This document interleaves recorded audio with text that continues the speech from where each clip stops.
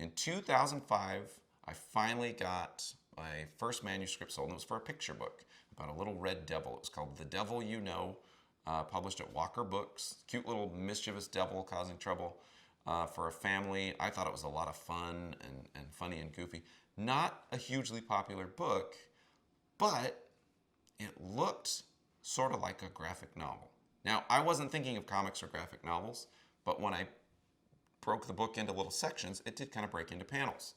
And in my same state is an author with my same last name, Shannon Hale, who I had never met before. We're not related, but she was a big deal. Her first book had just come out, which was The Goose Girl from Bloomsbury.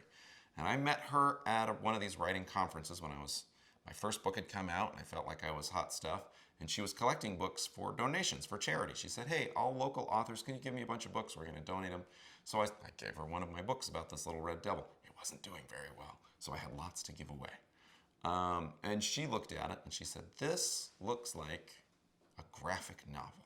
And I was like, oh, okay. And she said, would you like to do a graphic novel? And I said, I like picture books. I like paintings, so no. And she said, that's too bad because my husband and I have written a graphic novel and we want to find an illustrator for it. It's about Rapunzel. And I was still like, I'm not that interested. And then she said, it's about Rapunzel in the Old West.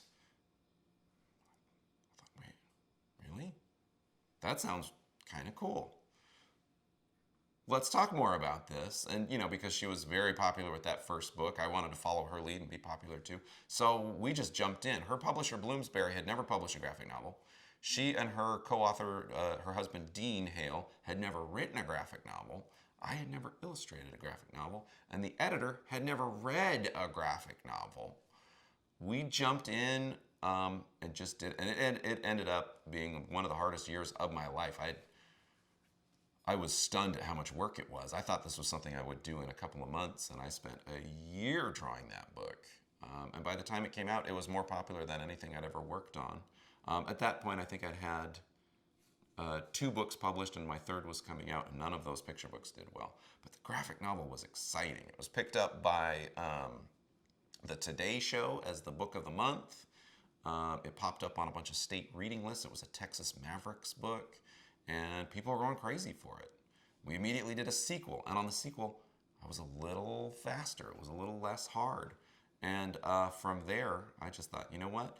I loved drawing these fantasy characters in the Old West, but what was really fascinating to me was the Old West itself. The hats, the boots, the guns,